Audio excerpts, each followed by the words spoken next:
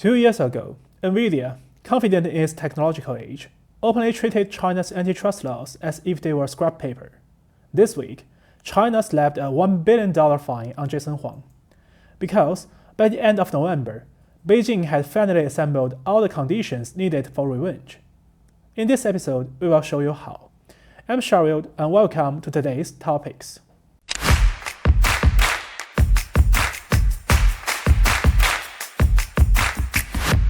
On December 9th, China initiated an antitrust investigation into the US chipmaker Nvidia.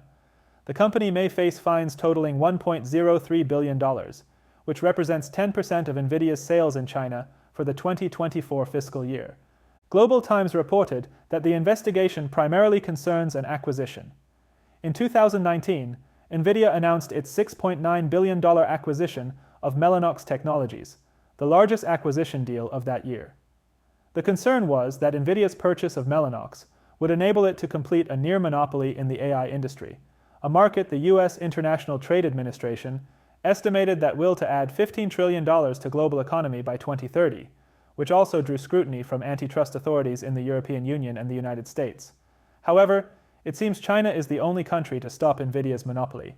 To understand why, we need to first grasp how Nvidia's monopoly operates.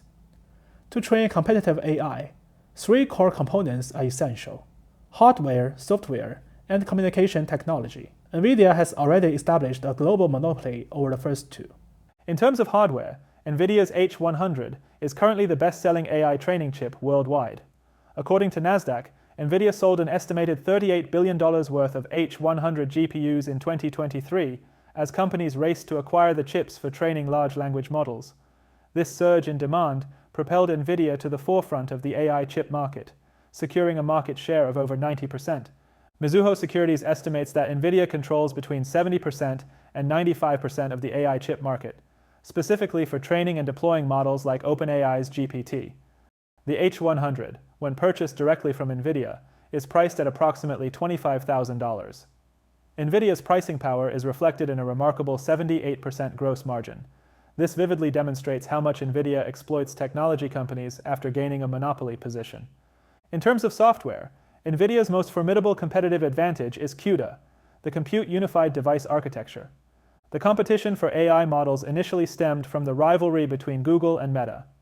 Engineers discovered that while CPUs excel at general computing and meet the requirements for inference tasks in AI, they were insufficient for handling the large-scale parallel computing tasks required for deep learning, especially for training large models.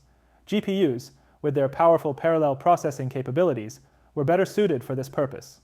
However, their programming models and memory access patterns differed significantly from those of CPUs, creating considerable development challenges. To solve this, Nvidia introduced CUDA in 2007, enabling developers to use C or C++ to tap into the parallel processing power of GPUs for non-graphical workloads. This innovation laid the foundation for deep learning, prompting major frameworks like TensorFlow and PyTorch to integrate native support for CUDA early on. CUDA quickly became the most efficient path to harness the computational power of GPUs. According to the Netflix technology blog, using a custom CUDA kernel, the training time for a neural network on a CG1 instance was reduced from over 20 hours to just 47 minutes when processing 4 million samples. In the academic world, most papers demonstrating innovations in neural networks defaulted to using CUDA acceleration when conducting GPU-based experiments, further cementing its dominance in the emerging deep learning community. Meanwhile, Qualcomm, Intel, and Google have reportedly teamed up to offer one API as an alternative to Nvidia's CUDA, but these efforts have largely faltered. The reason for this is simple. Once developers invest in the CUDA ecosystem, switching to other GPU frameworks becomes a daunting challenge. It requires rewriting code, learning new tools, and often re-optimizing the entire computing process. These high switching costs make it more practical for many companies and developers to continue relying on Nvidia's products, rather than risk exploring alternative solutions. Even tech giants like Google, with the resources to invest heavily in custom ASICs, have struggled to replace CUDA. In terms of communication technology, Nvidia's acquisition of Mellanox has raised concerns in China, the US, and the EU. As AI models continue to grow in size, large language models now require hundreds of gigabytes of memory just for their model weights. For example, production recommendation systems deployed by Meta require dozens of terabytes of memory for their massive embedding tables. A significant portion of the time spent on training or inference for these large models isn't dedicated to matrix multiplications, but rather to waiting for data to reach the compute resources. To address this challenge, InfiniBand, a computer networking standard used in high-performance computing that boasts extremely high throughput and low latency, has been introduced into the AI training industry. According to the Institute of Electrical and Electronics Engineers, InfiniBand now dominates AI networking, accounting for roughly 90% of deployments. Mellanox has been the leading supplier of InfiniBand technology. As of 2019, Mellanox connected 59% of the top 500 supercomputers, with a year-over-year growth of 12%, showcasing its dominance and continued advancement in InfiniBand technology. By acquiring Mellanox, Nvidia secures the holy trinity of the AI industry: domination in GPU chips, development tools, and communication technologies for distributed computing. This acquisition further strengthens Nvidia's monopoly in AI, creating a snowball effect that makes it increasingly difficult for competitors to break through. When China's Administration for Market Regulation approved Nvidia's acquisition of Mellanox in April 2020, it imposed additional restrictive conditions. These included prohibiting Nvidia from bundling GPUs and networking devices, and from discriminating against customers who purchase these products separately in terms of price, function, and after-sales service. However, in June 2022, Nvidia explicitly stated in the user agreement for CUDA 11.6 that it bans the use of CUDA-based software on third-party GPUs.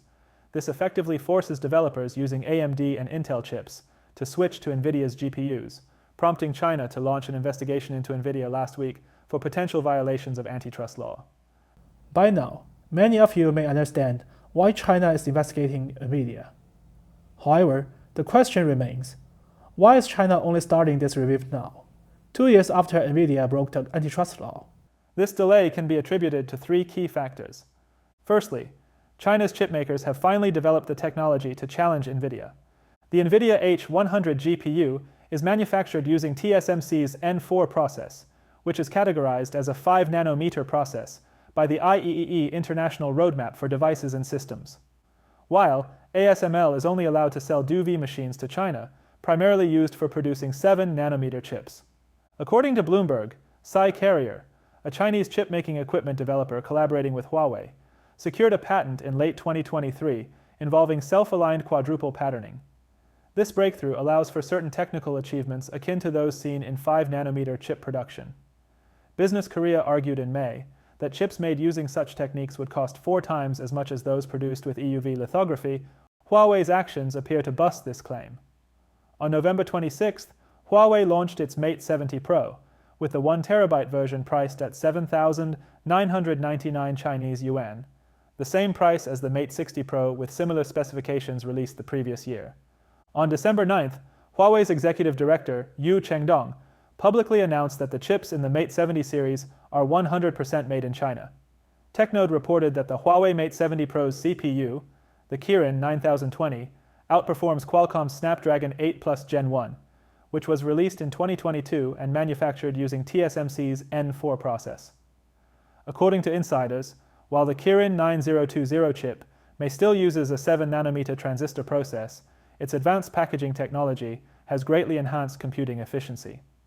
The successful launch of the Huawei Mate 70 Pro demonstrates that Chinese chipmakers can now produce chips competitive with TSMC's 5-nanometer technology in large quantities and at competitive prices. This achievement also positions them to extend their expertise to GPUs, provided they adapt their designs to meet the specific requirements of each processor type. This advancement suggests that Chinese chipmakers are nearing the capability to produce GPUs with hardware performance comparable to Nvidia's H100. Moreover, the Financial Times reports that China's biggest chipmaker, SMIC, has put together new semiconductor production lines in Shanghai, aiming to produce 5-nanometer chips. The move would show China's semiconductor industry is still making gradual progress, despite US export controls. Secondly, Chinese AI companies are increasingly positioned to reduce their dependence on CUDA. American companies like Google and Meta remain heavily reliant on CUDA because it offers the best acceleration performance for Nvidia's H100, which dominates the AI hardware market. However, the CHIPS and Science Act, signed by Biden, prohibited Nvidia from exporting H100 to Chinese companies after 2022. This restriction has forced Chinese technology giants such as Baidu and Tencent to explore alternatives, including AMD and domestically developed GPU chips, effectively reducing their reliance on Nvidia's CUDA ecosystem. In addition, More Threads, a Chinese GPU design company, launched its More Threads Unified System Architecture, MUSA, on November 5th. The MUSA architecture, a serious challenger to CUDA, provides a high-performance, flexible, and highly compatible computing platform that supports various parallel computing tasks, including AI computation, graphics rendering, multimedia applications, and physical simulation. The company also provides a wealth of development tools and libraries, such as MUSA SDK, AI acceleration libraries, communication libraries, etc., to help developers better develop and optimize applications. Moreover, MUSA is compatible with CUDA's software stack interface, significantly easing the process of porting applications and lowering the cost for enterprises to move away from Nvidia products. Thirdly, InfiniBand technology is becoming outdated compared to Chinese Ethernet advancements. While InfiniBand currently dominates AI networking with approximately 90% of deployments, IEE reports that Ethernet is emerging as a strong contender for AI clusters. For instance, InfiniBand often lags behind Ethernet in terms of maximum speeds. Nvidia's latest quantum InfiniBand switch reaches 51.2 terabits per second with 400 gigabits per second ports, whereas Ethernet achieved 51.2 terabits per second nearly 2 years ago and now supports port speeds of up to 800 gigabits per second. One challenge for Ethernet adoption has been its inability to handle the massive workloads of AI training and other high-performance computing applications. The high traffic levels in data centers can lead to bottlenecks, causing latency issues that make it unsuitable for these tasks. However, on September 27th, during the 2024 China Computational Power Conference, China's state-owned telecommunication company, China Mobile, and its 50 other partners introduced Global Scheduling Ethernet, a new networking protocol designed to handle large data volumes and provide high-speed transfers tailored to AI and other HPC workloads. Since Nvidia's acquisition of Mellanox in 2019, there are no longer independent suppliers of InfiniBand products. In contrast, Ethernet has a diverse range of suppliers worldwide. If China Mobile successfully promotes Ethernet technology as a replacement for InfiniBand in AI applications, it could provide AI companies globally with access to local suppliers, potentially reducing costs. China is not the only country challenging Nvidia's monopoly. However, due to US sanctions, China's own technological advancements, and a vast domestic market, China has emerged as one of the few countries with significant independence and competitiveness in hardware, software, and communication technology. More importantly, these technology companies are not just owned by the state, they are driven by the ingenuity and efforts of the Chinese people. As of October 2024, China boasts 1.1 billion internet users, accounting for 20% of the world's total online population. When President Biden banned Chinese companies from purchasing the most advanced American chips and algorithms, it was the demand from these 1.1 billion users, who engage in activities such as watching short videos, gaming, and shopping online, that empowered Chinese tech companies to pursue self-reliance. According to official Chinese statistics, in 2023, the market size of China's digital economy reached 53.9 trillion yuan. Europe and the global south undoubtedly have minds as brilliant as China's. However, with Google and Meta leaving little room for competitors to emerge in these regions, they can never rely on the support of European and global south users to get rid of Nvidia's dominance. The free market is great, but if you only support it when it suits your needs, it might not work as it should. That's all for today. Thank you for watching this episode of Topics. If you have any thoughts, please drop a comment below. We're looking forward to hearing from you. See you next time.